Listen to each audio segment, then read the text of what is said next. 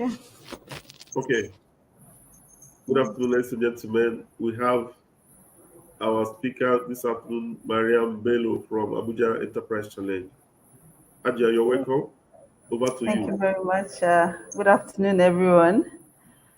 My name is Maryam Bello, and I work with Abuja Enterprise Agency, and I'll be taking you on two very important sessions. So, two in one, the business plan, and at the same time, the business model canvas.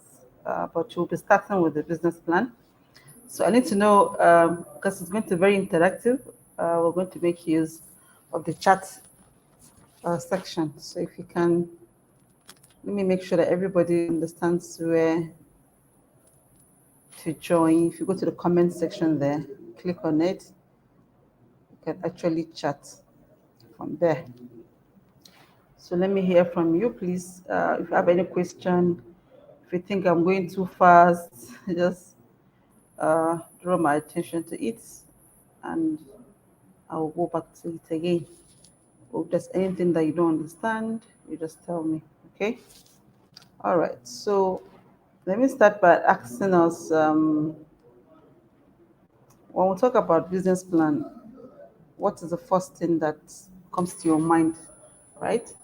Um, Maybe a lot of people tell you that they're scared. They think of a business plan as a very bulky, very intense document that they feel like they don't have the capability to prepare one. They don't even know how to prepare one. And so most of the times, people will, uh, you know, hire people and pay them to help them write their business plan. But again, it goes back to the fact that we don't really understand it. By the time we understand it, understand the nitty-gritty part of it, you see that it is not as difficult as it appears to be. And that if you put our minds together and pay attention to details, we will be able to do it on our own. All right. So let me start by asking us, when we talk about business plan, what is the first thing that comes to mind? Let me hear from you. And please tell me if you can hear me clearly. If my audio is loud enough, please let me know. All right.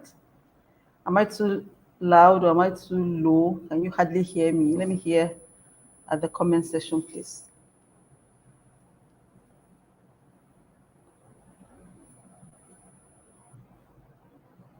Okay, so I can see I can hear you. So when we talk about business plan, what is the first thing that comes to mind, please? Just quickly, in just 1 minute. Hi, Stans. I can see Stans Fashion making a lot of comments here. Odunayo. I can see Dio. All right. So talk to me. All right, Mr. Dio. I can read from here. Yeah.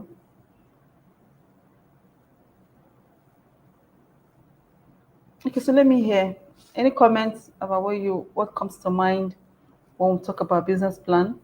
Quickly.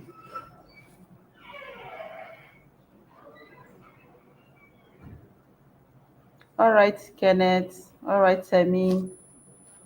All right.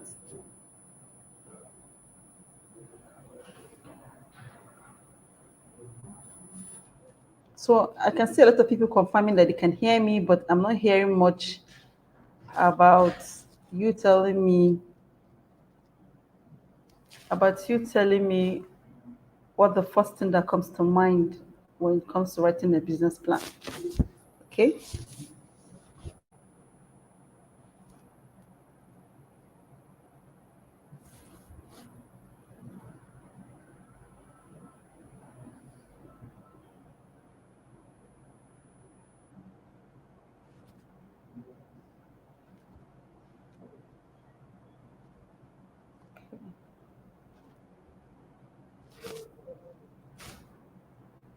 Okay. So I think I'll go ahead. I'm not hearing. Okay. All right. So Dio is saying a business plan is a formal written document containing the goals of a business, the methods for attaining those goals, and the time frame for the achievement. Correct, correct, correct, correct. Is a business and financial proposal containing strengths, weaknesses, and opportunities. Yes, yes, yes, yes, yes. Good afternoon, distinguished personalities. Okay, all right. My name is Chike. Okay. So I think I've heard for two or three people, and I'm okay with their explanation. So let's go ahead. So the goal of this session will be that this is the areas that we are going to cover.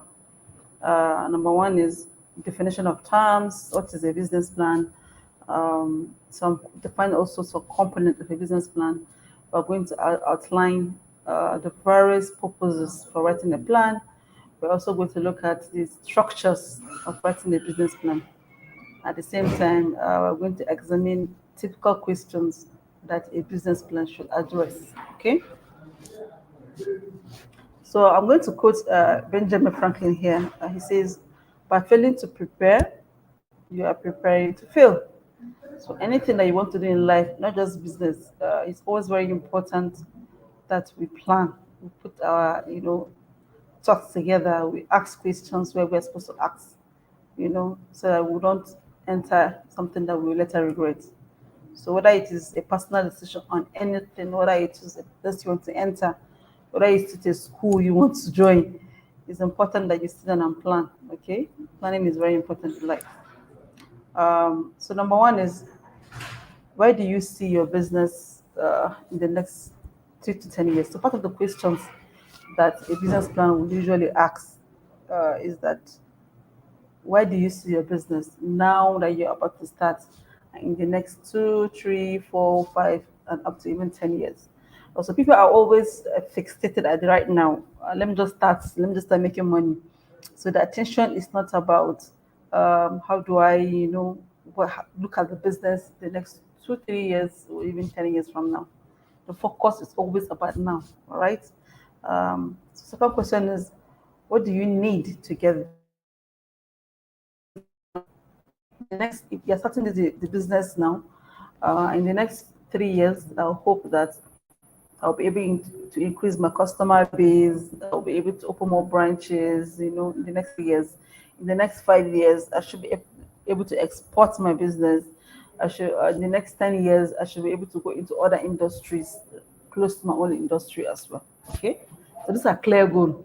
So now the question now that number two is asking you is, what are the things that you need to get there, right? If, for example, now one of the goals is to increase my customer base, right, which eventually will lead to increase in profitability, will be that, oh, I need to have, get more funds to buy more equipment that will increase my production level, or I will need to market more of my product.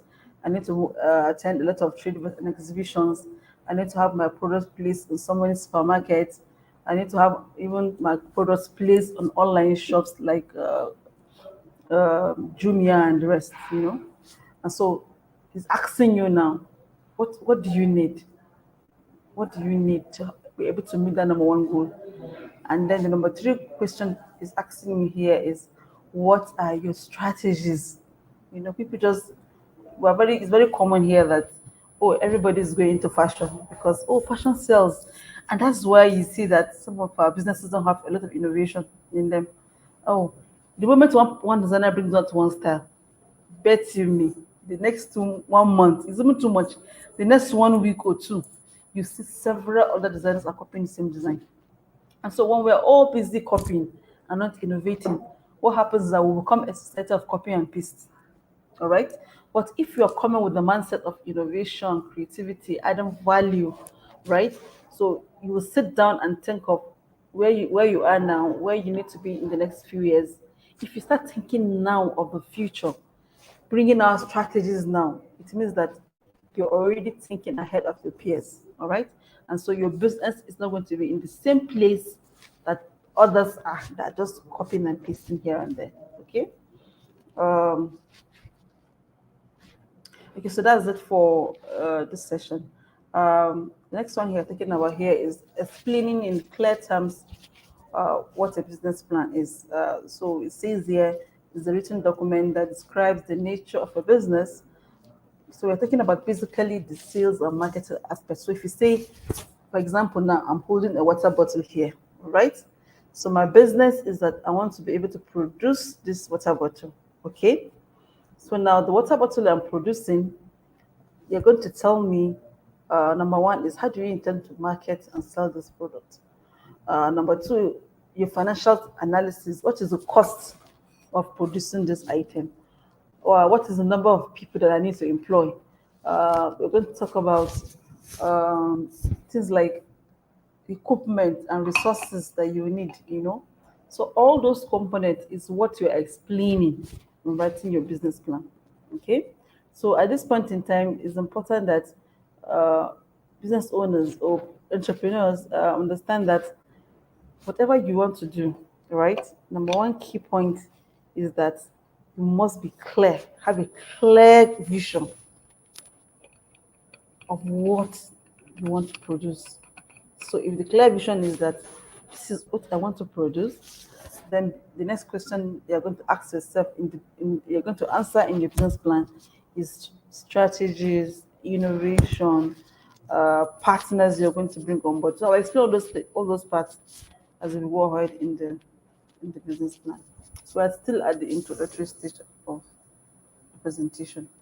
So number one is also that to guide business operations and maintain focus. So if you don't have a plan on ground, definitely you do things that are not out of focus. You're not focused on growth. You're just on survival. How do I just make profit of 1 naira? And that 1 naira that you're getting, you're thinking how you're going to blow it, you know. So, but if the focus from the one is that you've written a plan, you know that in your plan you've written that you're supposed to be making 1 million naira a month. And the moment any month that comes by and you're only making 500,000 naira in that business, you know that you have not been able to achieve your goal, right? And so you go back to your plan and see what you can do to improve your sales. But if you don't have your plan, anything that comes, you're okay with it, okay? Secondly, it's also secure loan. So a lot of people also write a plan for the main purpose of just securing a loan or getting investment or grant. So loans from either commercial banks or government organizations like Bank of Industry. Also, another opportunity on equity investment. I can't count the number of people, including myself, that wants to be an equity investor in businesses, but issues of trust, right? People don't trust their partners. I don't trust that I'll be given the equal profit sharing in this business because I'm not there visibly day in day out, and so I just believe that I'll be shortchanged. So I rather just blow my money, travel the world, just blow it and invest in SMEs. SMEs are missing out on a huge opportunity for funding via equity, investment or partnership or ownership of the business, co-owners, right, co-partners. Also, the grant opportunities in Nigeria too is also very good. I've seen someone that has gotten nothing less than $10,000 in grant. This person has never borrowed one single kobo to run his business. Grant, all grant.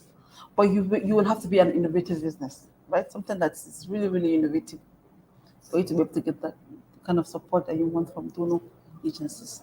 Another reason why we write a plan is map out growth and expansion strategies. So, as I mentioned earlier, you want to know your growth level, you want to measure and see that you're in line. Lastly, it also make you take a decision. Several times, if you want to go into business, by the time you do your market research, you find out that the market size is very small and you end up not making any profit, right? So let me give you an example. For example, I wanted investing in uh, phone accessories, and I was looking for a shop a location where I don't have too much competition and I could sell my product. And so I started going from one place to another. All the shops that I was seeing at that time were really not, not active places. So you just see people just coming into shop at the ground floor, but not much about phone accessories. And I discovered that there's a market in Mararaba where it's like a hub for phone and phone accessories. And every person that owns a shop in that market sells phone accessories. And I'm like, okay, what am I doing here? If I get a shop here, yes, of course I'm going to make money. But is it in line with the goal I have given myself? Bearing in mind that my markets, my sales size will be extremely slow here. Because 99% of everybody in that location sells phone accessories.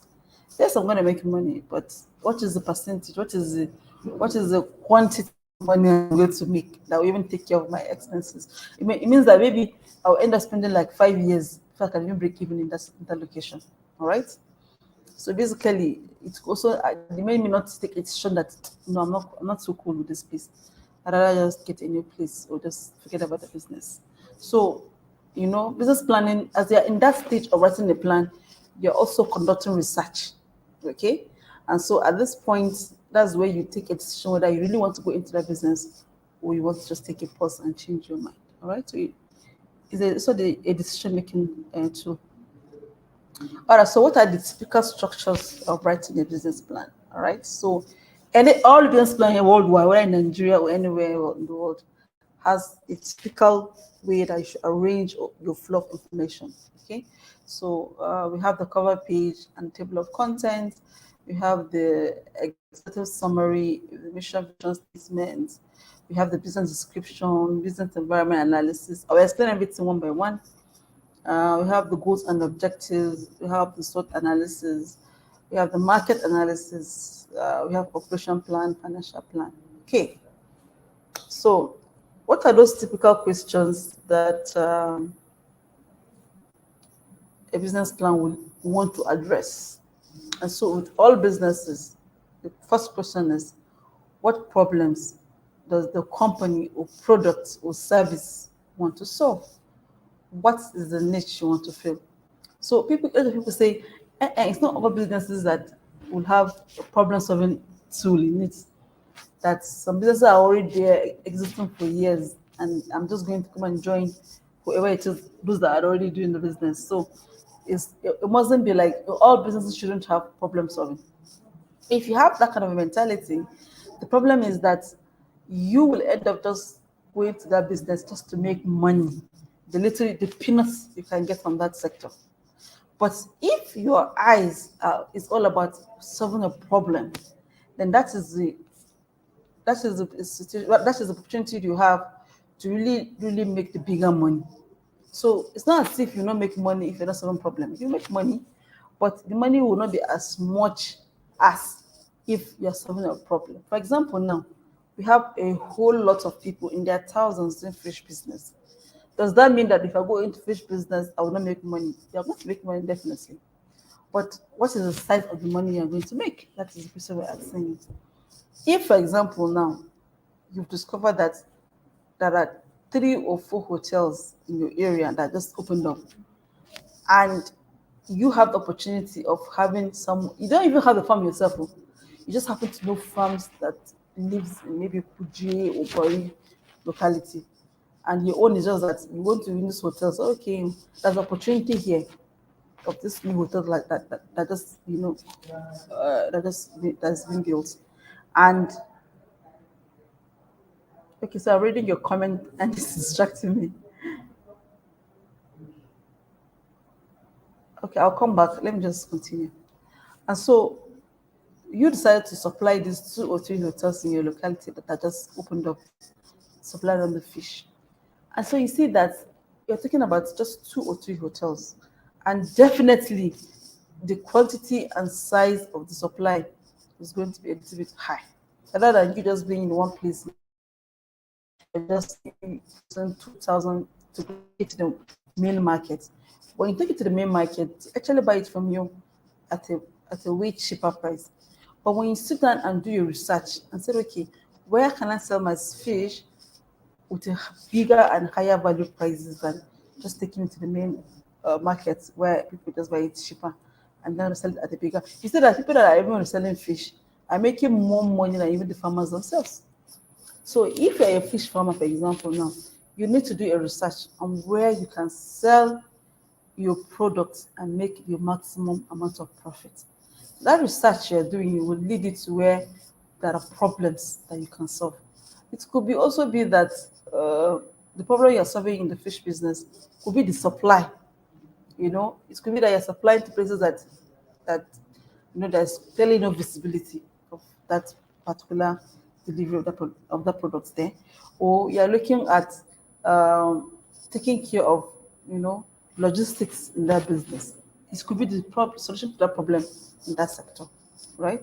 It could be that you're going online. People can actually be anywhere, order for those fishes and get delivered at market value or even lower than what they can sell in the market. So it is you now identifying a niche or what problems that exist in that sector and how you can come about providing solution to those challenges. And so the number one question is, what are the problems in that sector? The number two question is, what solutions can you provide in that sector? Uh, Number three is, who are the company's customers and how will the company market and sell its products to them? So the next question you're going to ask yourself is, who are my customers and how do I intend to sell these products? So for example, now going back to this WhatsApp button. Okay, so who are my customers? Is it school students in school? Um, am I going to? Okay, students are your number one people. People that go to work, they just grab their keys and whatever, and they're off. They're going. Um, so workers, students, who again can you sell to? Mothers that have just given birth in the hospital. Yeah. So these are the people that can potentially buy this product from you, right? So they are your potential customers, okay? So these are your customers. Uh, who are your competitors and how will you maintain a competitive advantage? Oh my God. I can't emphasize the importance of this last question. People just take it for granted and just enter into business blindly. And so, if you're going to go into any business, it's good that you identify who are your core competitors, the same people that you're sharing the same customer base with them. Know what they are producing, know what innovation they're bringing on board, right? And then at the same time, know what you can do to be better than them. If you don't have an answer to that question, then I tell you that you're just going to enter a business where you are going to be struggling with your sales. Or just making the basic amount of what you can make in that business. Okay?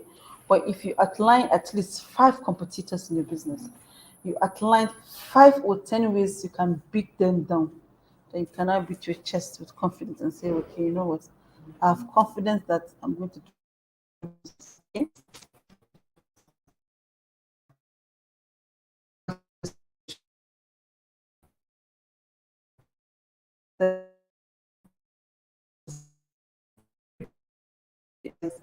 Because most times people will spend money in doing product sample, doing spending money on marketing without really understanding what is their market share. 1%, 2%, 3%, 5%, 10%, And so if the market size is too small, you may run into the problem of not even able to cover the costs of production.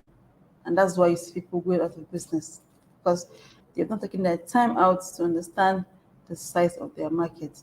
How does the company plan to manage its operations? And so, operation is also a key problem.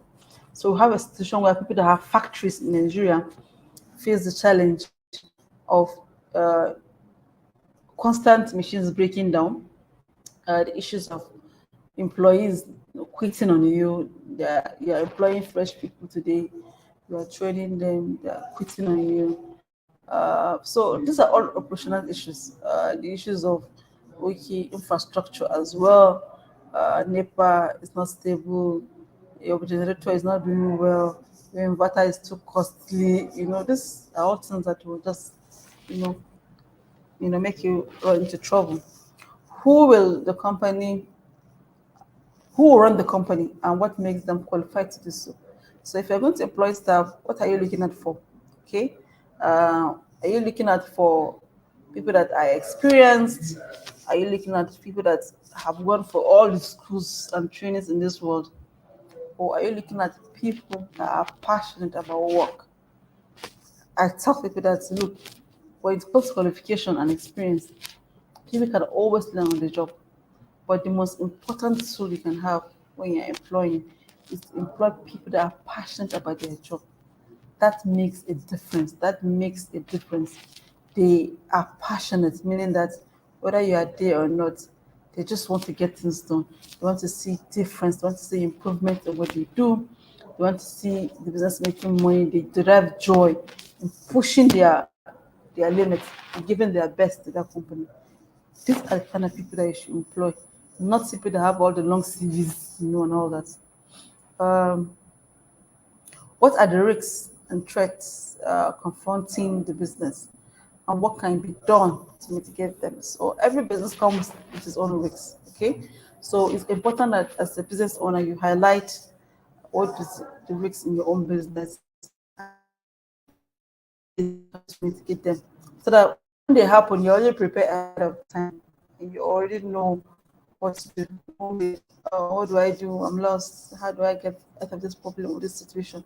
So if the risks, for example, is constant cost of raw materials, right? Every day you go to market with this today's economy. Every day you go to market, prices are changing, and all that. And then before you know it, today you are telling your customers that this is 2 naira. Tomorrow is becoming 10 naira. So it's a huge problem.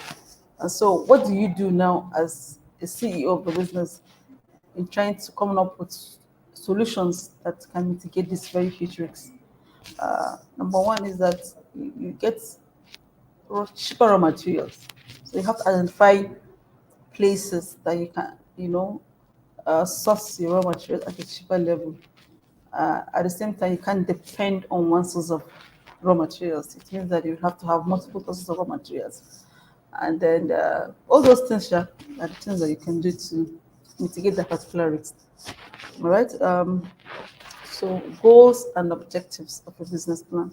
So I tell people that this is one of the most important parts of a plan.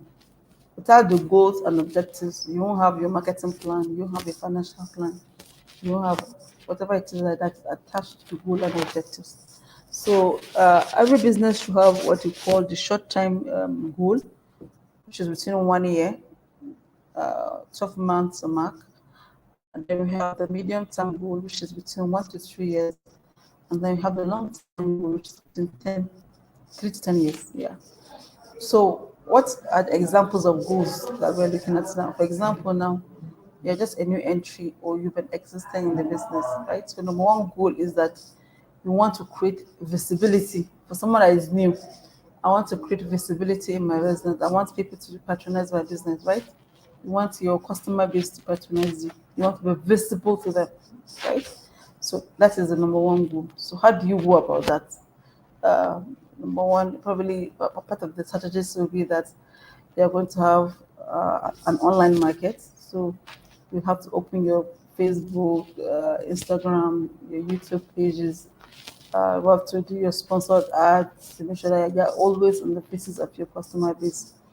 You have to probably attend a lot of trade fairs, exhibitions. You'll have so many things anyway that you can do. So my that's uh, that's for example of that goal, right? So for someone that's already in business, one of the goals that is very common is I want to increase my profitability.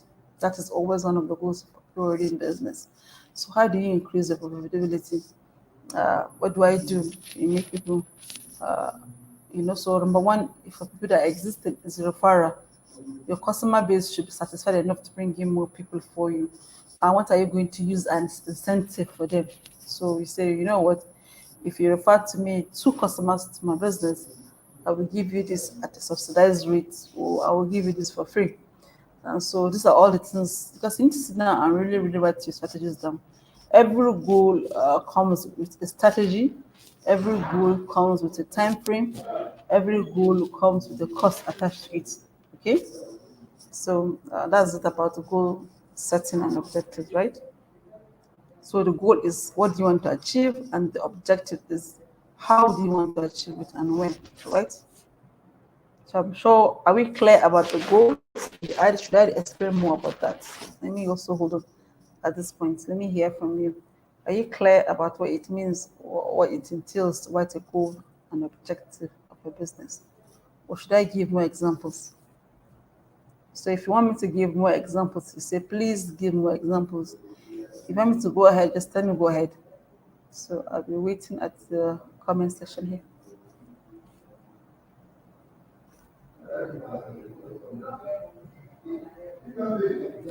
All right, thank you, Emmanuel. Thank you. Okay, so is it yes to proceed or I should give my examples? I need to be clear.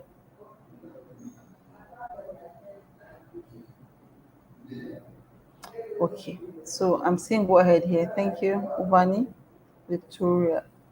Any more feedback?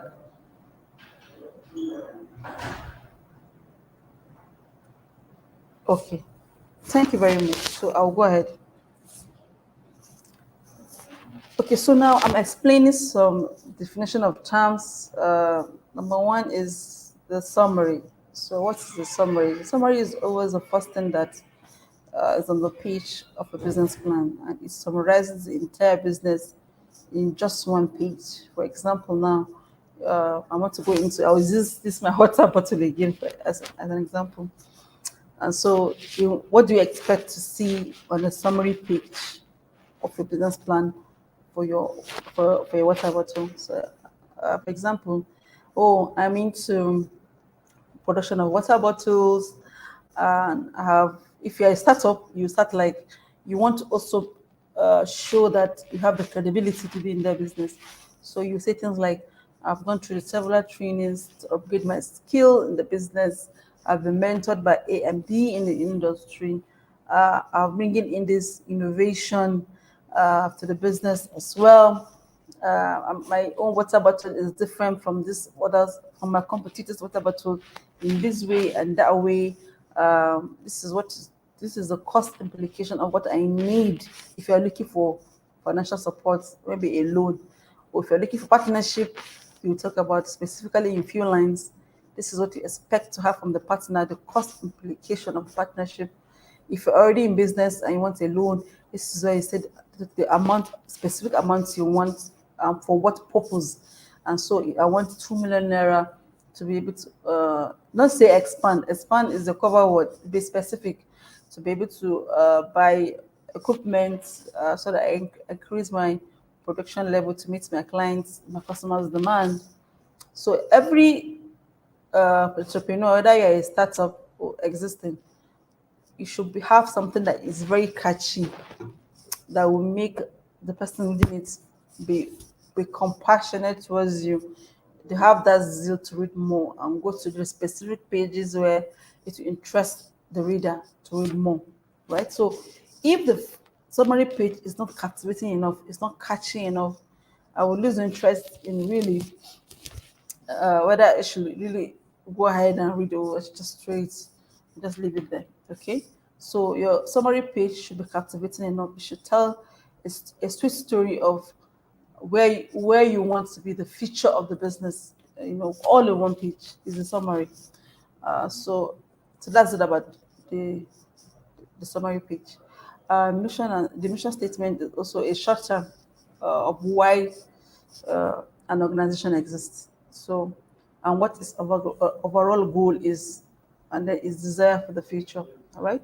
So basically, I want to be the number one water bottle seller again in Nigeria or in Abuja. It must show you know, you must your business statement must talk about what you want to sell, and you talk about your I won't say is it location or where you want to sell it. If it's in Nigeria, if it's in Abuja, you have to declare. And then it also can touch on your, let me put it as by 2020. So, for example, now I'm 2022 now. I want to be the number one fish seller, bottle producer in Nigeria in the next 5 years. So it has to be clear and concise so that you can hold yourself accountable if you're able to achieve that goal or not. Another thing here is your competitor analysis. It's very important that you highlight at least five competitors in your business plan, at least five. And remember that your competitor is not only someone that sells water bottle, but someone that you share the same customer base with. And people make a lot of mistake in that. Oh, I'm a bread seller. Anybody that sells bread is not competitive. No, sorry, no. I can sell luxury bread. A bread that one loaf can cost me 5,000 naira. If you know how much a coconut bread costs, you know that any bread seller is not the same people you're selling to. Okay? So you have to be clear, understand that your competitor is someone that you share the same customer base with, right? And so you highlight at least uh, five competitor, and then highlight your own areas of strength and what you're going to do that will be better than what they're offering already in the marketplace. All right. So market analysis. So basically,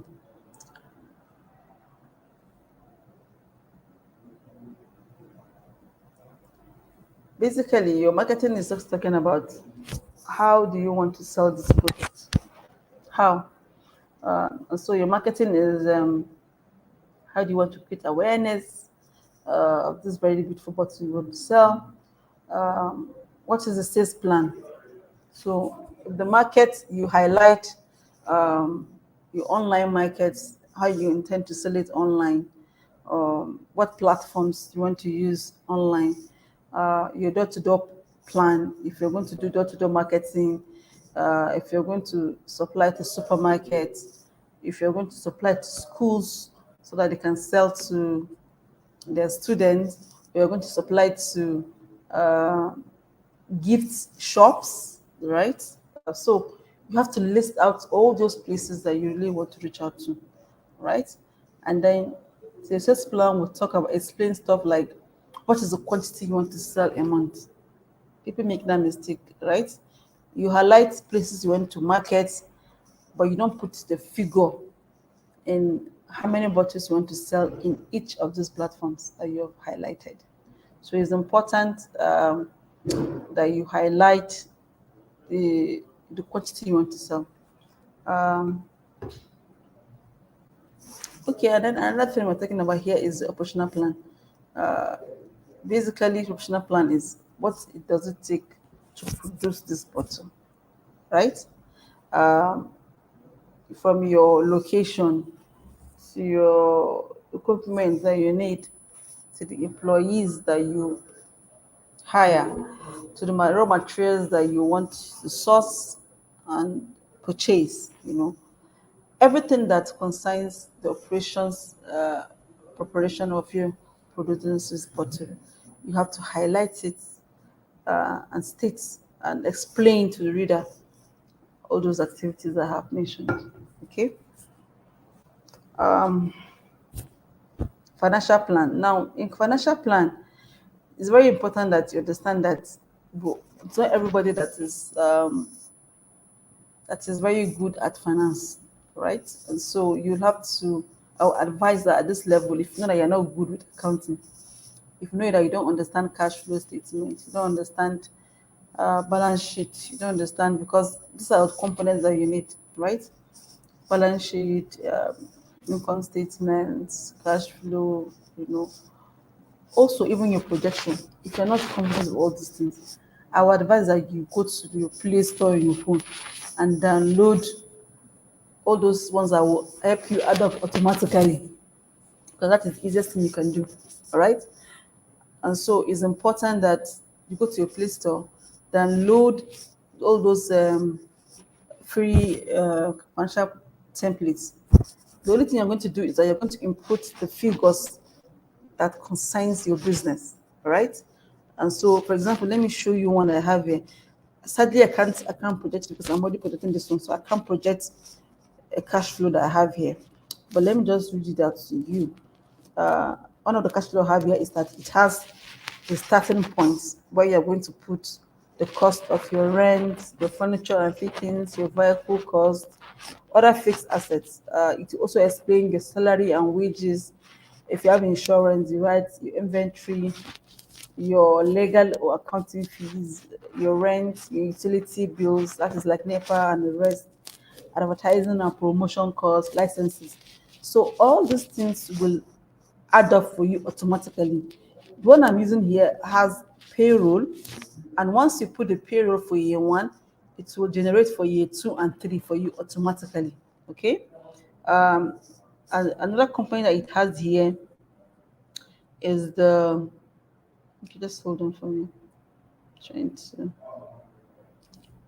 So it also has sales forecast. This is also very important for startups because you cannot be in business or someone wants to invest in your business and is not seeing you forecasting how much you intend your business can make on a monthly, quarterly, and yearly basis. Okay. It also has operational expenses for year 1, year 2, year 3. It has cash flow here as well. It has income statement. It has break even and balance sheet for you. Everything. It has financial ratios, everything. It even has a diagnostic tool. So most SMEs have issues with their financials, and the moment you don't get it right from the beginning of your business, you're already in trouble. So I would advise that please go to and get a template on financials and get so that you can get accurate figures to your business. Someone's asking me, how do I get it?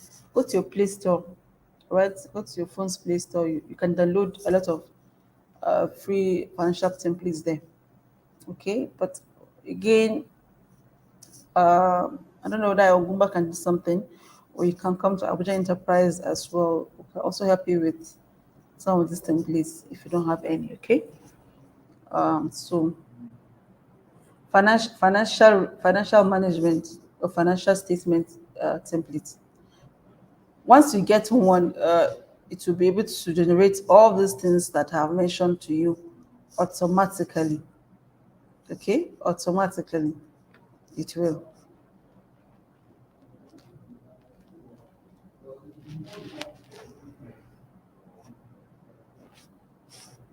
Okay, so this,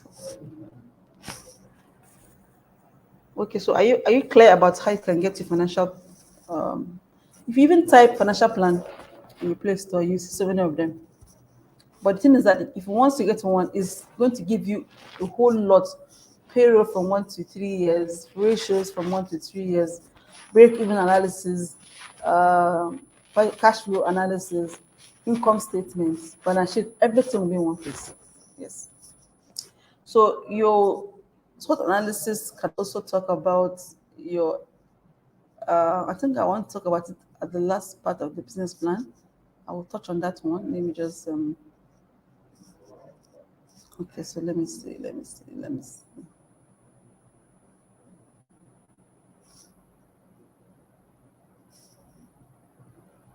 Just 1 minute, please. Okay. So basically, your SWOT is talking about your S stands for your areas of strength, your W stands for weaknesses, your O stands for opportunity, and then your T stands for threats. So strength is what are your areas of strength? What are the business areas? What is your business areas of strength? What is your own strength as an individual that you're bringing to the business? Okay. So, for example, now if I'm producing this bottle again, don't get tired of me using this bottle as an example. So, for example, now you're producing this bottle, and your most important sales in this thing is the quality of what you're producing. You can guarantee me that if I put water in this one, if it's hot, it can hold the heat for at least 12 hours. If it's anything that you put, if it's cold, it can hold the heat for at least 12 hours. And no product in the market can give you that quality. That's an area of strength. Okay. Weaknesses will be that in this bottle again, the weakness I have here is that it's difficult for me to put together the raw materials for this quality bottle I want to produce, right? That's a weakness. Um, Another weakness could be funding. I don't have enough finance to be able to put together and produce this bottle. So opportunities could be that the virus opportunity. Sorry, I'm reading something from the comment section.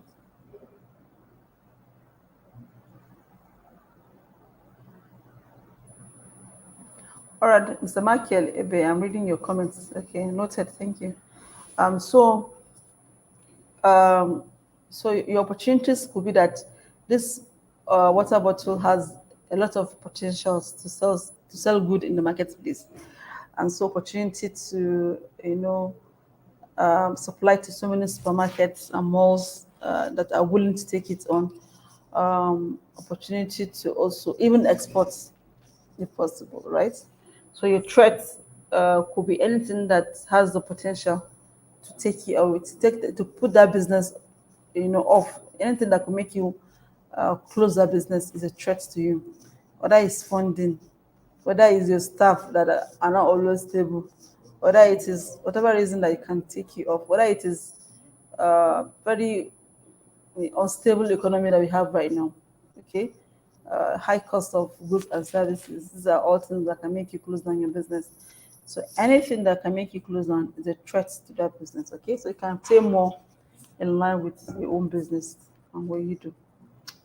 Your postal analysis just focuses on you know, your environmental analysis of that business. So yeah, in Nigeria now, we know that Nigeria, everything is about politics, everything is politicized here.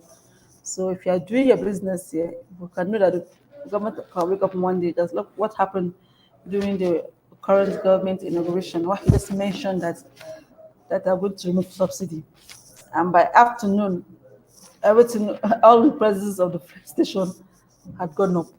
Okay, and so if you are in a country where such things can happen, it's important that you are prepared and you are bringing up strategies that can stabilize you.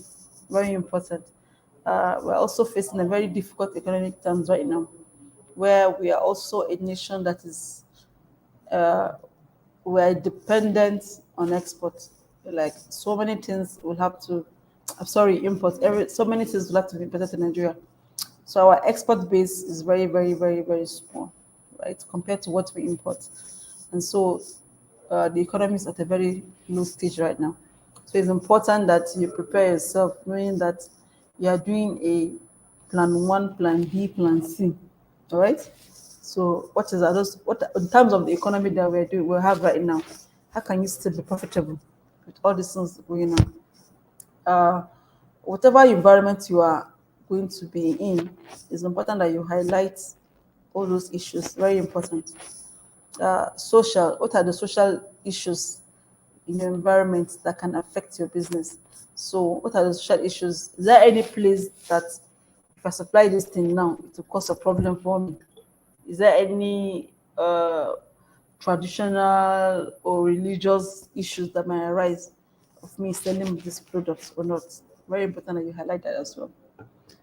Technological, what innovation or technology are you going to use in trying to probably improve the physical structure of your products or enhance your market visibility? Technology can come in different aspects.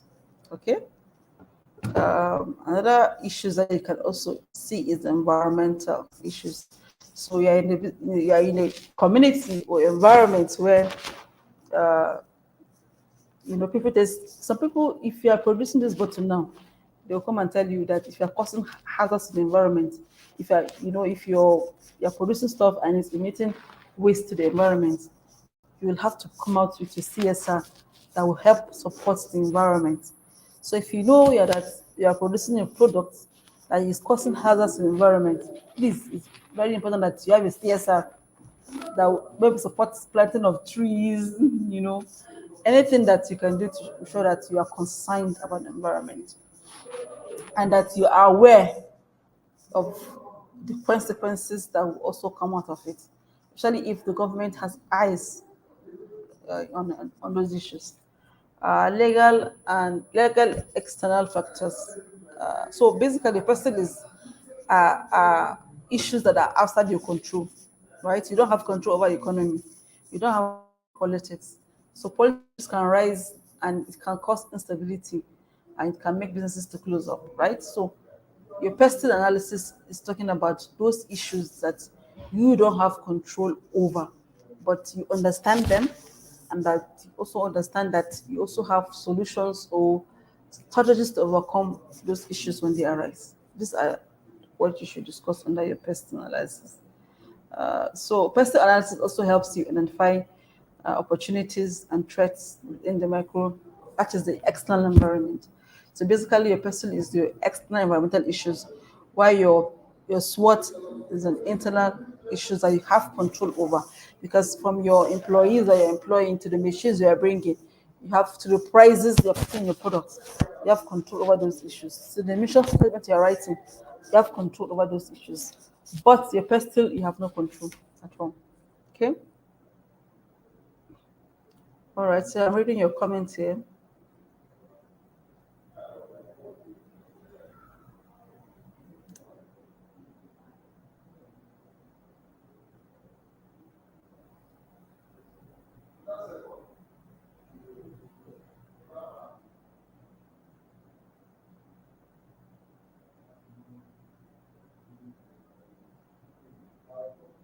So Engineer Chidi is asking, what of when you don't know who your competitors are or believe you don't have any? Engineer, everybody has competitor, and if you don't know them, please find them. That's why we have what we call market research. It's important that before you start any business, you conduct a market research. There are so many questions that you can ask people. For example, you generate a Q&A, you go on the field, you administer, and if you know that you don't have the knowledge, there are people, that's their job. You have VDSPs that's their job. Their job is to help you conduct market research, and then you identify the market size of your business for you. So don't go into any business blindly. If you don't have the skills, please go to people that can help you and support you to solve those challenges. Okay. So basically,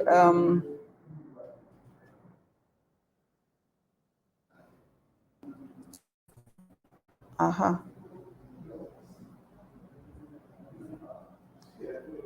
Okay, looks like are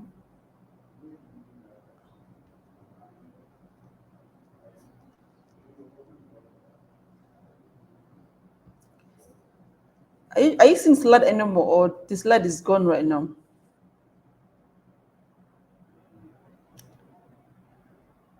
Okay, so I'm seeing New Agro, estimated from Ondo State. Yemi is also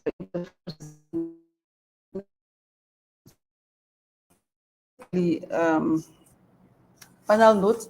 We say that the business planning process is essential to enable business owners think thoroughly uh, through every part of their business and decide the strategies for growth and success. It is an activity you must engage in. And I encourage every one of us to do that. All right. So thank you for your time. And we have come to the end of this session. I will wait for any questions you have before we go ahead and continue to the next session on business middle canvas. So I'm waiting for your questions. I'm reading through your comment section.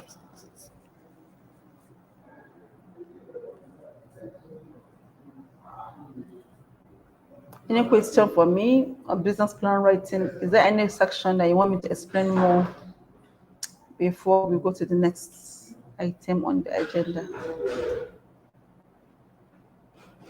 Okay. Okay, so Mr. Okezi, I hope I'm not murdering your name, please. He said a quick question. Please go ahead.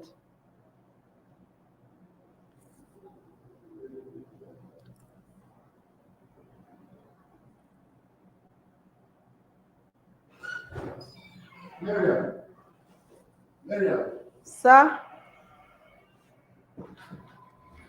please just hold on just 1 second. Yeah. No, sir, I'm online. I have a live class. Yes, sir. Okay. You see me? Okay. Hi. Yes, I do. Good afternoon. Hi. Very nice to meet you. Star Plus. Oh my God, we're back.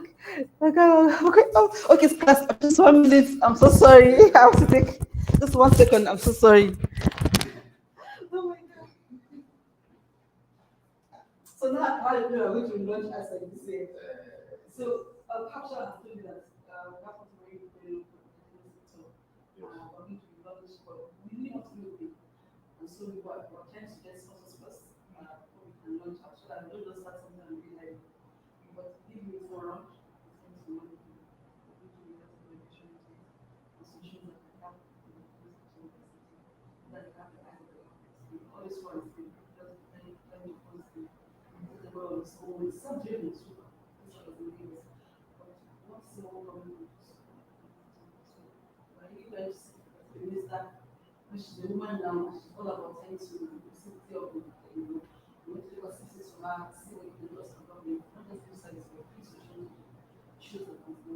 As a matter of fact, as a matter of fact, we have part of asset as part of human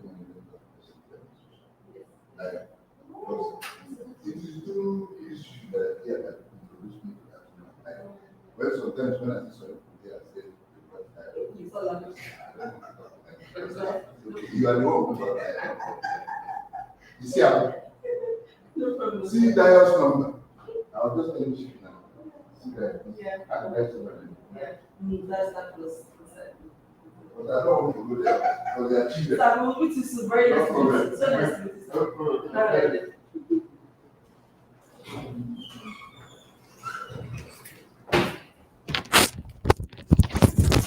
Okay, I'm so sorry, my dear participant. This is very unlike me. It's something that my MD just came in to guess. I need to say hello. I'm so sorry. Okay, so I'm seeing a question here. Okay, she said, Access TV is asking us if I can explain more on SWOT analysis again. So again, for the SWOT, if you're writing the SWOT, your S again stands for strength, your the blue stands for weaknesses in that business. So basically, you're talking about what are the areas of strength that your business is bringing to the table. And I gave this example of this bottle. What is the areas of strength of this bottle? Is the quality of the product. My product has the capacity to hold the heat or the coldness of the water you've put in this bottle for at least 12 hours. Okay, that's one good. So it's the quality you're bringing on board. If it's the price, if it's the design, whatever it is that is bringing in positivity to that business, is the strength of that business. Okay.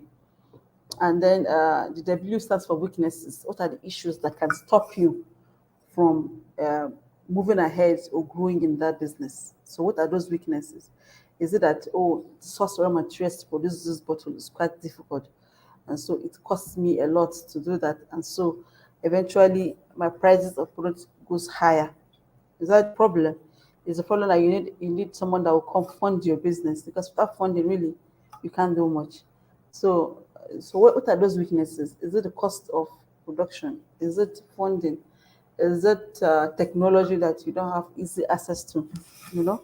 So that's for weaknesses. For the blue, what are the opportunities that lies in the industry of this water bottle? Opportunities to, supply to so many people and even export. All right. So anything that will make the business bigger or grow better are opportunities. Okay. Um, the last one I said again is the T, which is a threat. That anything that can make you close down your business is a threat. So even the competitor that is in your neck, today, if you're a fashion designer, today you're bringing out new designs, tomorrow they're copying out on you. A competitor that is following you neck to neck can also be a threat, right? Lack of funding can be a threat. Unstable economy can be a threat. So all these things are issues that under the SWOT analysis. Okay. So any other question? Let me go back again. Access TV, I hope I have been able to answer that question and SWOT for you. I'm seeing Great Girl David. What's the difference between pestle and threat? Um, the economy, the place of the environment in which you want to operate. The economy of the environment in which you want to operate, which you have zero control over. You don't have control over political issues that can arise and that can affect your business. So all those personal issues are issues that we know that for example, now P stands for politics. If the politics of that country is very unstable, it can also lead to what businesses closing down. Okay, so what you're going to do as a CEO is to recognize these issues, because under PEST, really, there's nothing much you can do, but understand them bring out strategies that when this happens, what do you do as owner of the business? Okay. Um, so basically, P stands for political, E stands for environmental issues. For example, now you cannot go to the north and say you want to produce alcohol. You're looking for trouble because it's against their traditional and religious beliefs. Okay.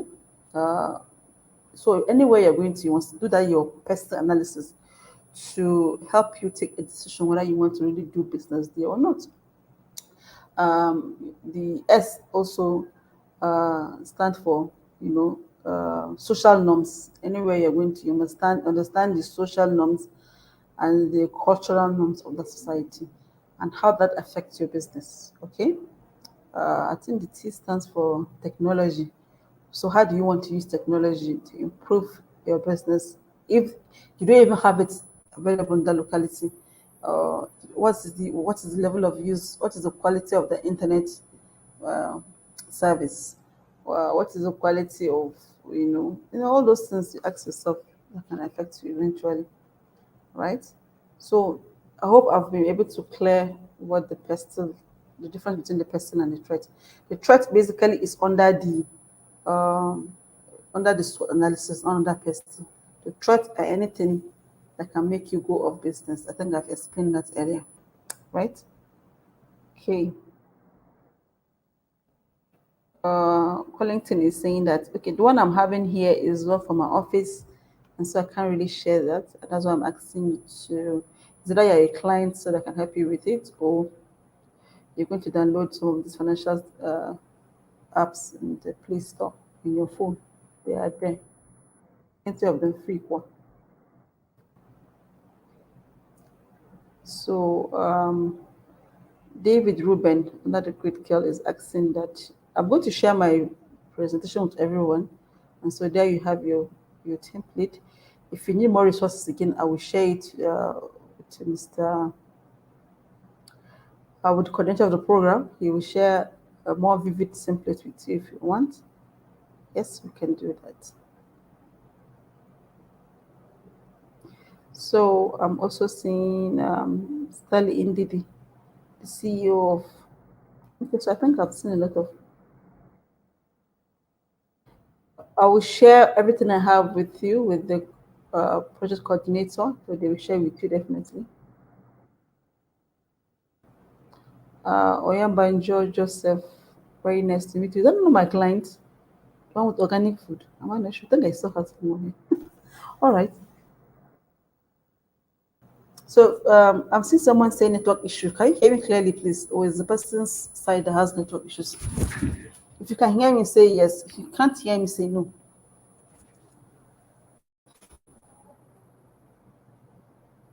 If you can hear me, please say yes. If you cannot hear me, say no, please.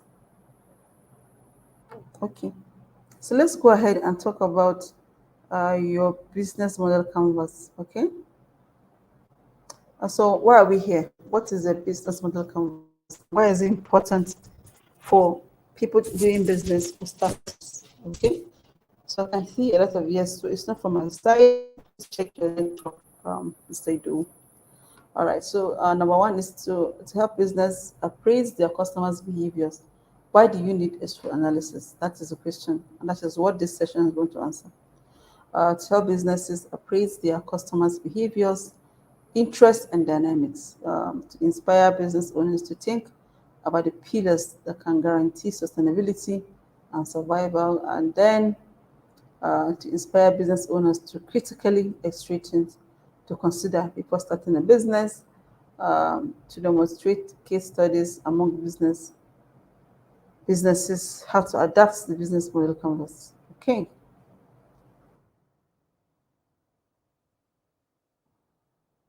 Can you see my slide? Is it clear to you?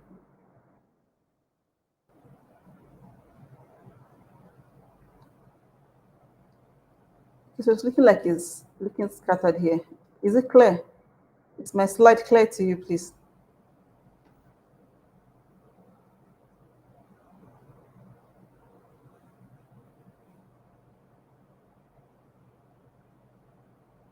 Okay. So here I'm just going to uh, summarize the business plan that I just spoke about now. Okay, just give me 1 second. So, what are you most passionate about? So here, is scattered bar. It's, even okay. It's scattered. It's scattered. Okay. So, what do we do now? Because if you cannot see it clearly, then there's a problem. There's a problem.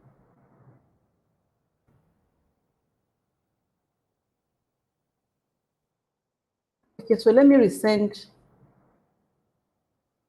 Okay, I'm seeing a lot of saying check your slide ma. Okay, thank you very much. Just give me 1 second. Let me resend another slide to the coordinator.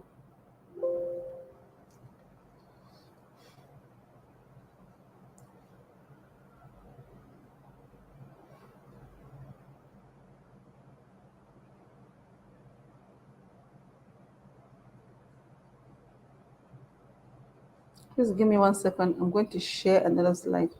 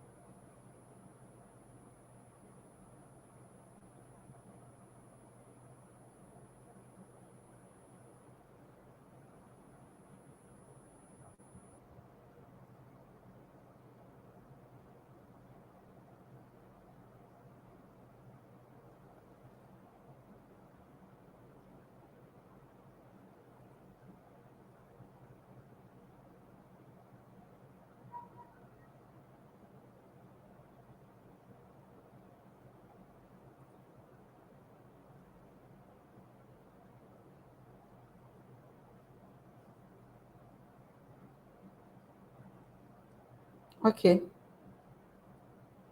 So you've seen the okay. Okay, fine.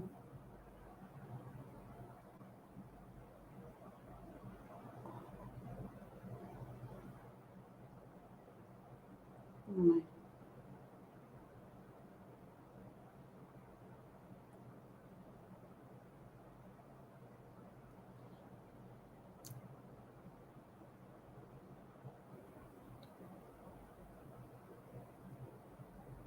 Okay, so you can see you can see the slide clearly, right?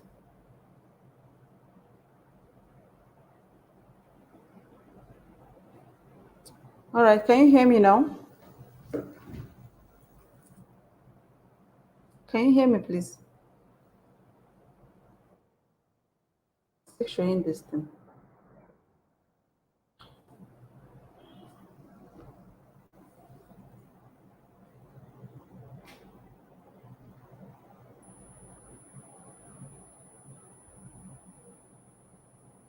Please, can you hear me? Can you confirm if you can hear me, please?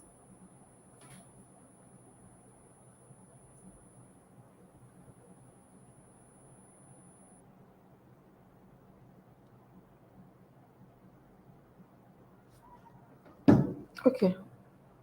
So the thing is, we're having difficulty trying to.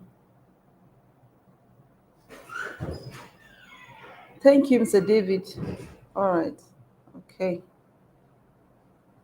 Because I think I'll just start from here because I can hardly read what I have here. It's not clear. It's looking disjointed. All right. Okay. So basically, when we talk about uh, this is just a recap of all the things that we'll discuss in the business plan. So I'm going to just ahead and start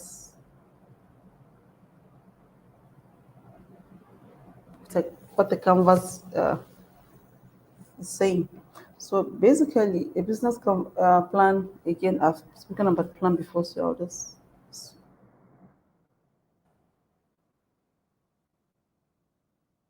God, this is scattered. Okay.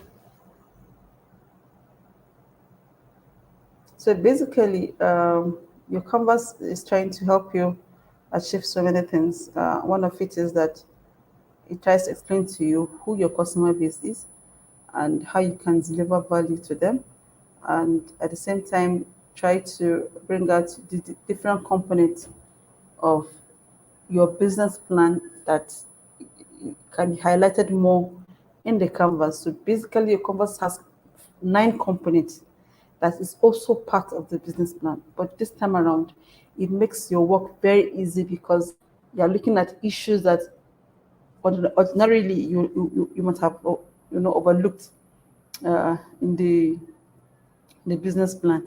The business plan can be a 10, 20, 30 pager, while the canvas is a one pager that has 9 components that talks about very important issues that concerns the SMEs. Okay. Um, One of the number one issues that we're talking about here is who the customer segment. So you need to, oh God, I'm seeing the same. The texts are scattered. I'm so sorry, really. I don't know what to do anymore. I've sent a new copy of the presentation to coordinator to your WhatsApp, please, because I can't upload here, probably because I already have 2 files here. But if you want me to go ahead, I can still go ahead. First, from this part, it's a bit clear. Is that okay? Can I go ahead, or should you change the slide because of time?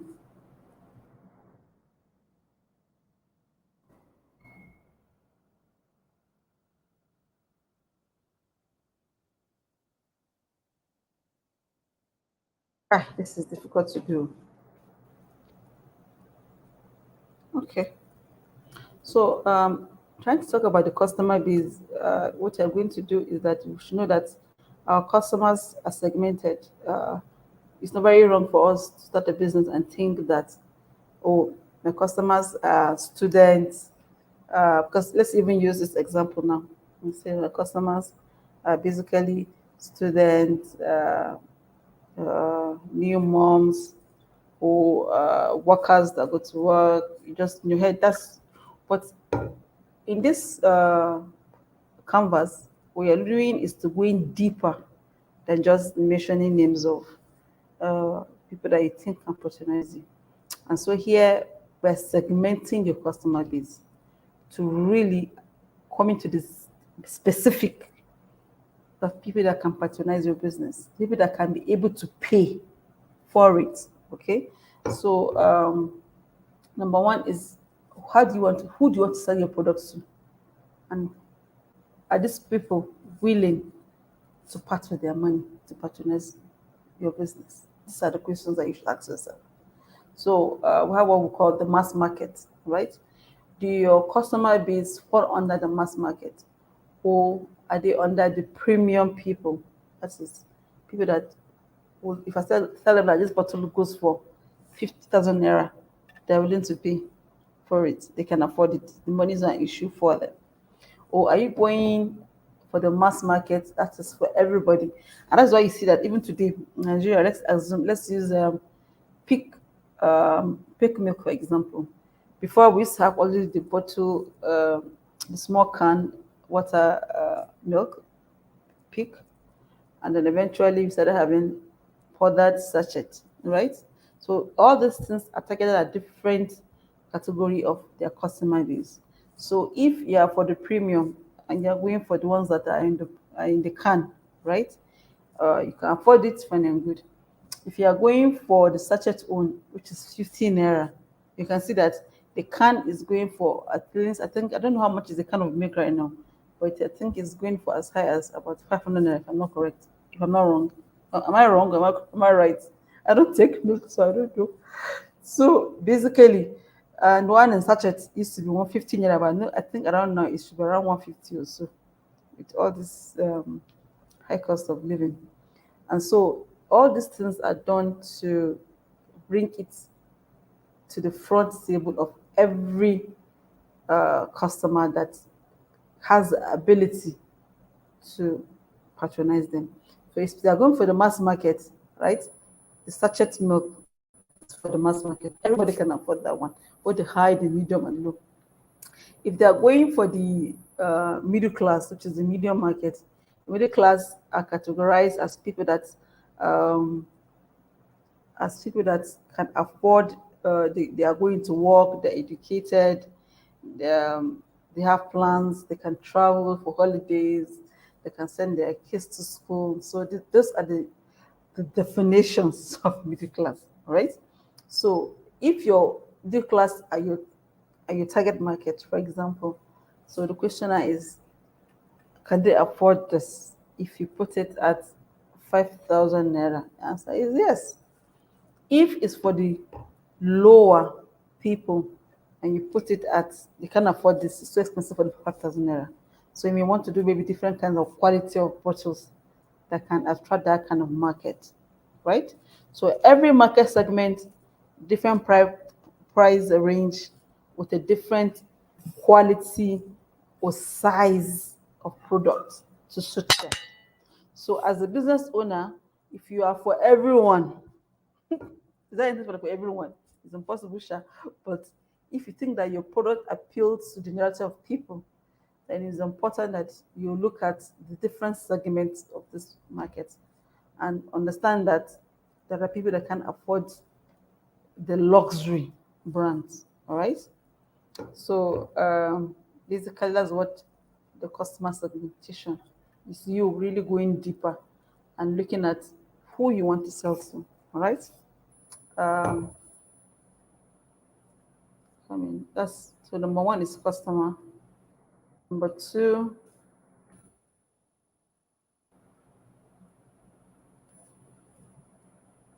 maybe I can use this one. This one is a bit clear. This is the 9 point model canvas here. So here is showing that number one is key partners. So who are the people that you want to bring on board? Let me just use this table and just explain it. I think it's better because it's a bit clearer. Who are the people that you're bringing? What kind of partners are you bringing to the table? There are people that will say that, oh, I don't know how to use social media. I don't know how to use social media, so I need someone that can help me manage my social media account, and that is the partnership that the person is bringing on board. So what that means is that the person has 10% of my company, but the person's job actually is to make my business visible online, whether it is through Instagram, Facebook, YouTube, all the platforms available, right? That's the person's job. And the person has 10% ownership of the company. Or no ownership of the company, but the person is bringing his skills. I'm not too good at financials, so I'm having a partner that will help me in calculations, calculating all my calculatables, right? And that is the partnership that the person is bringing on board. So this partnership now has to be defined. Is it going to be a paid partnership, or is it going to be the person wants ownership of the business? Okay, if it's a paid partnership, the person is giving you, offering you services at a subsidized rate. So what benefit comes to that person? You have to look at it. You people have to agree on that. But it's very important that when you're bringing in partners, you are bringing in people that are bringing on board what you don't have as CEO of that business. Some people are very good with creativity and innovation. That's their job. They can just sit down and come up with something that can appeal to people. If that's the person's job, but people are good with strategies, business nothing wrong in you being a CEO and having what we call advisory board. People don't do that, but advisory board is very, very important for startups. Okay, you can bring someone that has digital background, someone that has financial background, someone that has business background, just to help you, advise you on your business. Okay, if you have those kind of people, most times they'll offer things for you for free. All right, so it's called advisory board. You can Google more on that to get more information. All right. Number two here is key activities. What are those key activities? What is your calendar activities for the year in terms of how you intend to implement that business? Okay. So if the goal now is to be able to improve your profitability to 1 million naira a month, right? So the issue now will be that what are those activities that you would do to on a daily basis, on a weekly basis, to be able to achieve that goal. So you have to come up with a work plan that supports your ideas, your goals and objectives, bearing in mind timelines that you want to achieve them. Right? Uh, okay, so I'm seeing a question here. Sadiq, I mean, I'm into poultry business. One of the problems we are having here is the market. Okay, so poultry, are you in Abuja or where, sir? You can answer me that. Fred, are you in Abuja or where are you? Yes, Access TV, I'm going ahead. Thank you very much. I just wanted to answer Mr. Fred. That's all. Thank you. So now number three is value propositions. I wanted to show you something under this my slide, but it's just looking scattered, and so it's making things really hard for me here.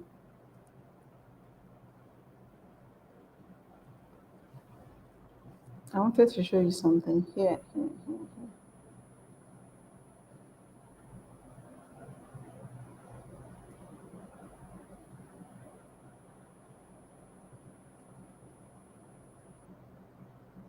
So when it comes to value proposition, one of the marketing strategies that people use is asking themselves the question of what emotions do you want to trigger to manage your business.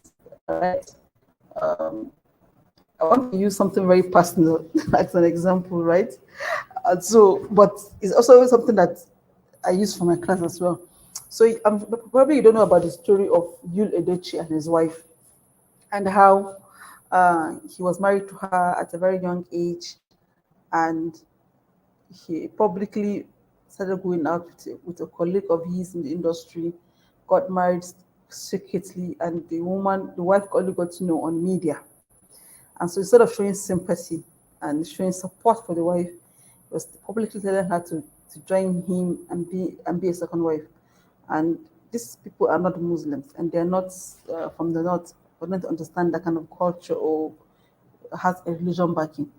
And so the wife said, "No, I can't do this." And then they kept embarrassing her on public.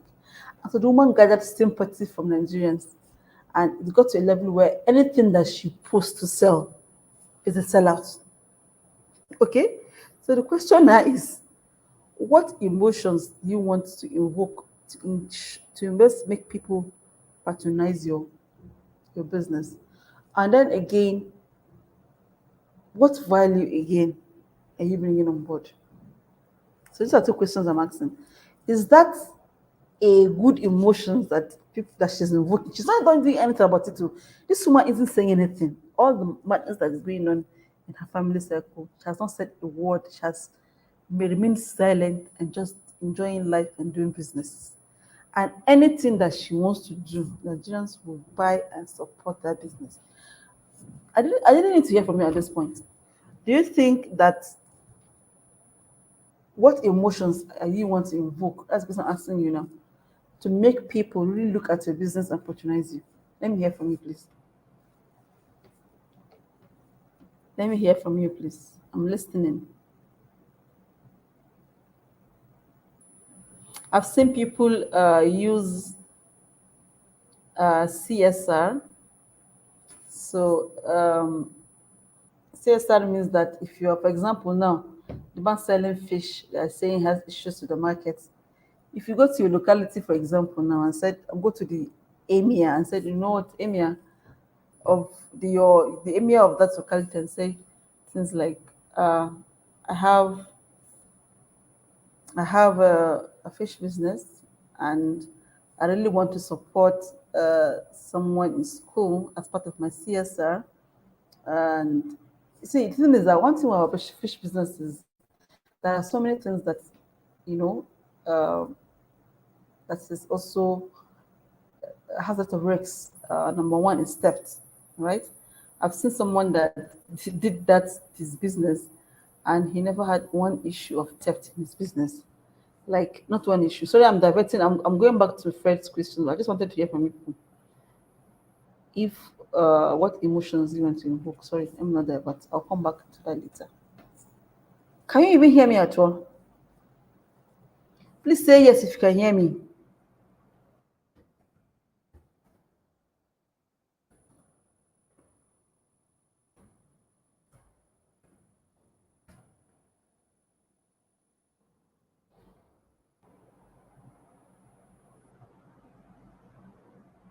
So, what emotions do you want to invoke?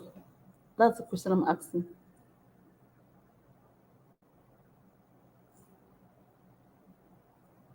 Nobody's saying anything to me, so I needed to ask if you can hear me.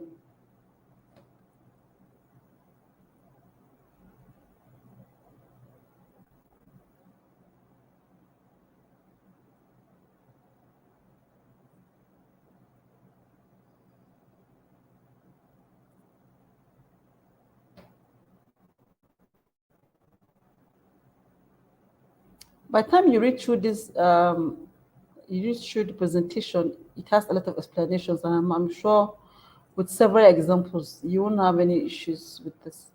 But I just want you to also have a discussion, okay? I want to have a discussion. I need us to understand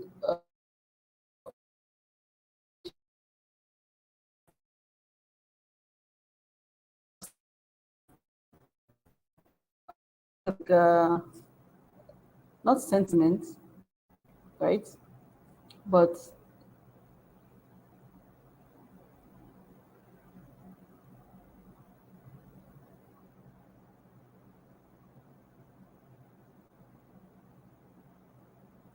so is it that you want to sell professionalism? Do you want to sell it? So let me give you examples. That is why you're having issues with. Are you selling that the feeling of, oh, I'm a professional, I'll do your work, I'll provide quality service to you? Are you selling confidence, that I'm confident that this bottle that I'm selling to you will do 12-hour mark without the water or your water getting cold? You know, what are you selling?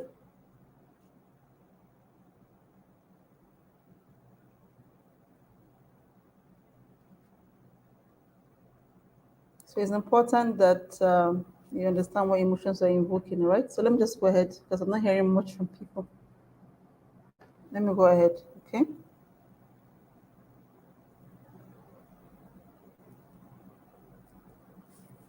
So here is saying, just think about it, and I was waiting for the thinking to happen. All right, number 5 basically is what should I repeatedly do? So just key activities, basically. So as I said again, what can you do on a daily, on a weekly basis to improve the visibility of your business? So, for example, now every day I need to post something on my Instagram and Facebook page. I need to be in touch with my customers on a weekly basis using SMS, or you do some phone calls or follow ups with your customers that have bought your products to find out if they've enjoyed and if they want to refer more people to your business. So it's important that you have activities fully in terms of how you want to be remain in contact and visible to your marketplace. Very, very important, please. And most of the times, CEOs don't do that. We're just busy trying to produce and sell, that we don't keep in touch, we don't keep connected to our customer base. And if you go to, even when you go to pages that don't post things, you see that the pages are dry and gone. Yeah,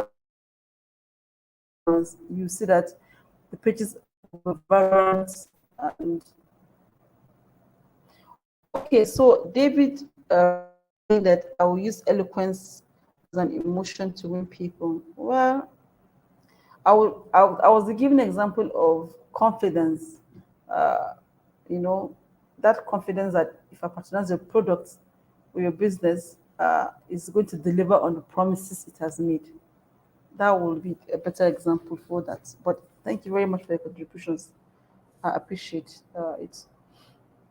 All right. So key resources here. What human material resources will you need? So you highlight it. Okay. Um, so here we're going to talk about what kind of people do you want to employ, what kind of machines do you want to have, in the business. So we're just basically highlighting everything that is being said here: human, material, assets, liabilities, all those things that concerns your business. You're going to highlight it in this section of the model canvas. Okay, I've mentioned key partners already, right? So basically, partnerships, collaborations, you will not be able to do you will not be able to do business on your own without the support of others. So I would advise partnerships, collaborations, and all that. So basically, um, so cost structure. Here we're going to be talking about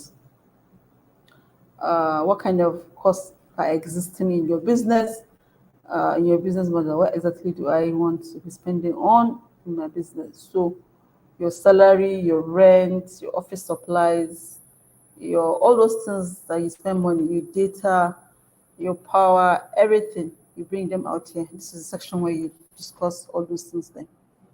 Okay. So revenue streams is also important, that every business, especially at this time where things have, have gone, how am I going to put it? Everything has gone up, right? Thank you very much, Mr. Bolaji Lukman. It's very important that we think of revenue streams, right, in the business. So now let me ask you a question. How many revenue streams do you think you can create for your business?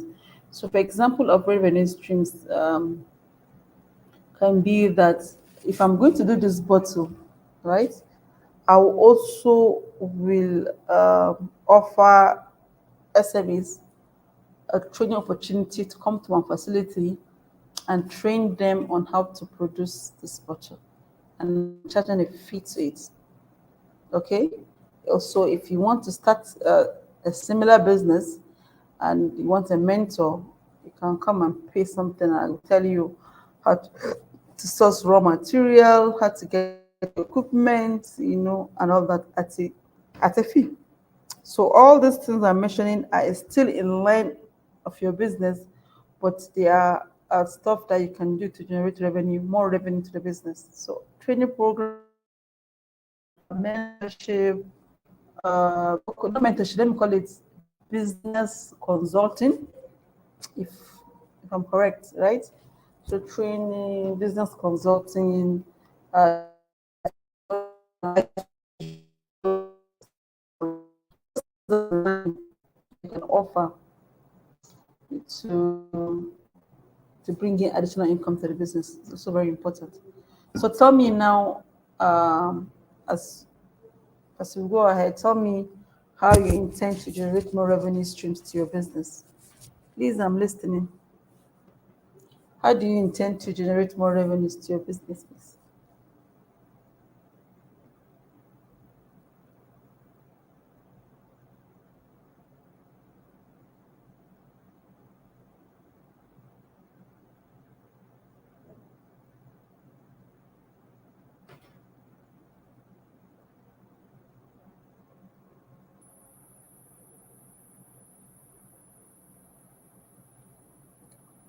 Hello, can you hear me?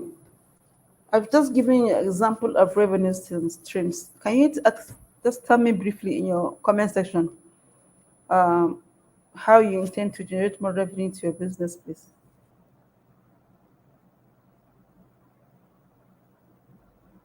Okay, so I'm seeing a new agro saying sales of life and dress animals, trainings, consultations, sales of ebooks. Perfect, perfect, perfect. They are really, really good revenue streams for you. Um, by creating more channels of marketing. Thank you, thank you, thank you. Temidayo, I see you.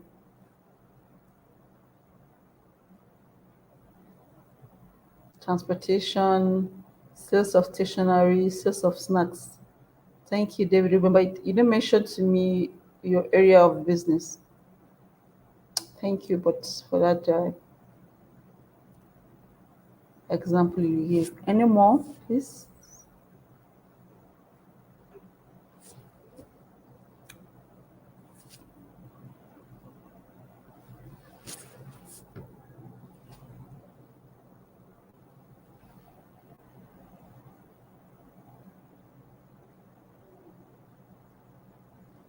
Any more? Okay, so I'm seeing serial revenue streams will create massive ease of doing business for customers using advanced shopping lists. Oh, good, good, good, good, good, good.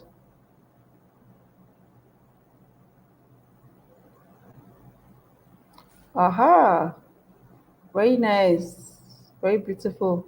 So, good girl David Ruben is saying that she runs a what? A school, and then her revenue streams transportation, sales of stationery, sales of snacks. Perfect.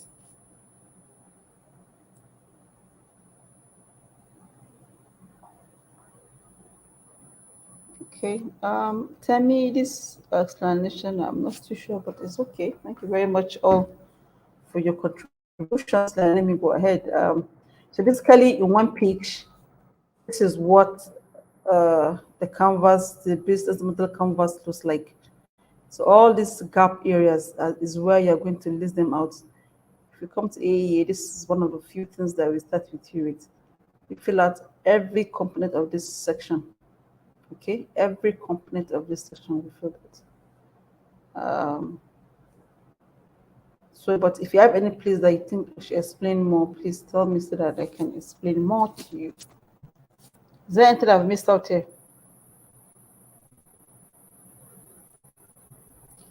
Okay, so Joseph is saying creating more as this surveillance. What am I seeing here?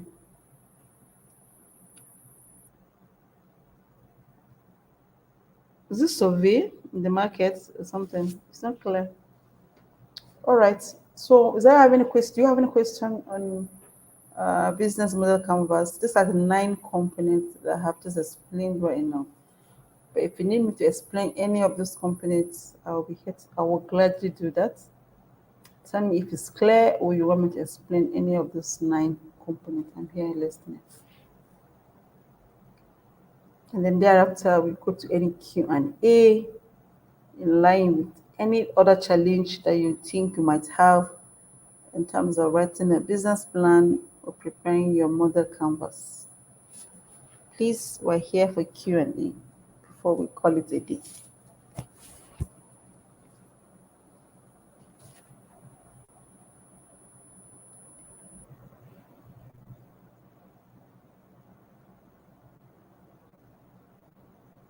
Thank you, Mr. Mohammed Lukman. He's saying thank you too.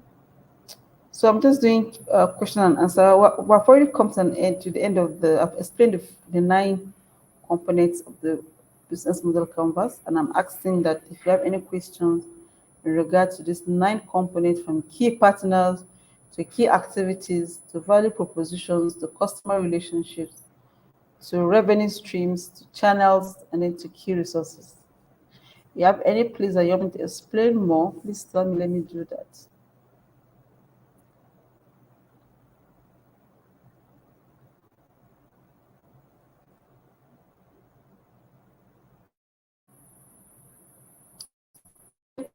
Please.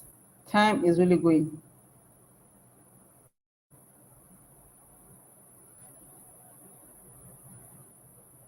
Okay, so channels is basically talking about how you intend channels you intend to use to promote your business. Uh, is it again? I'll keep mentioning online because you can't do anything today without going digital. So, are you going to use the online platforms, and which of the mediums are you going to use?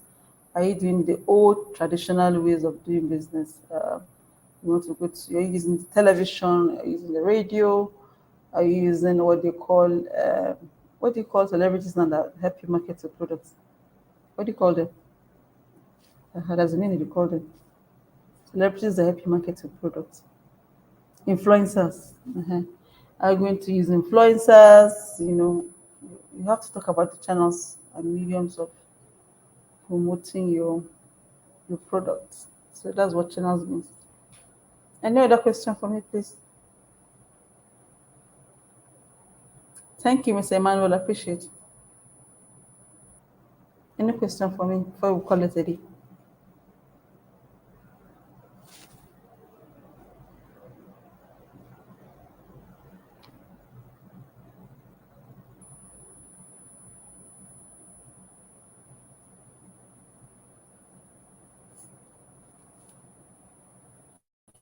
Social media influencers. Thank you. Thank you so much.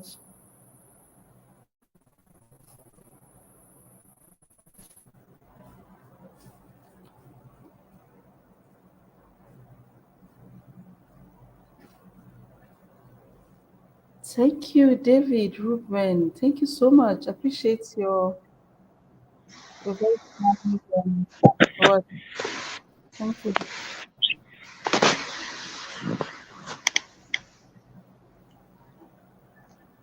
So I can see that there are no questions. I'm really not comfortable with people not asking me questions because I feel like I have not done well.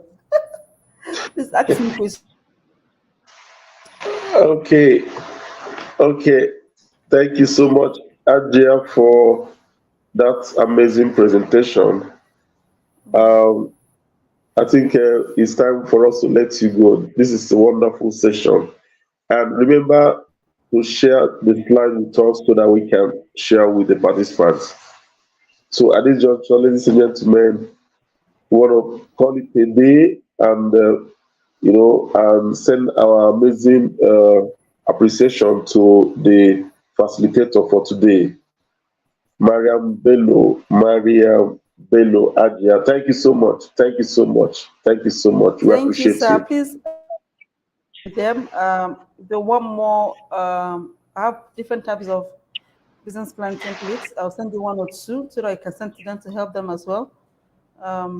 So any other thing I can do to help, I'm here, please. Thank you very much. Fanta- Fantastic, fantastic.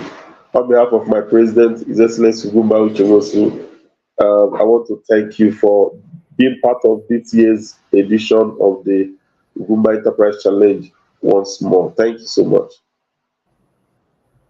Thank you very much. I appreciate you having me. Thank you, everyone, and I wish you all success. We hope to hear how amazing you've turned out at the end of the day, and I wish you all luck. Thank you very much. Bye. Thank you. Thank you.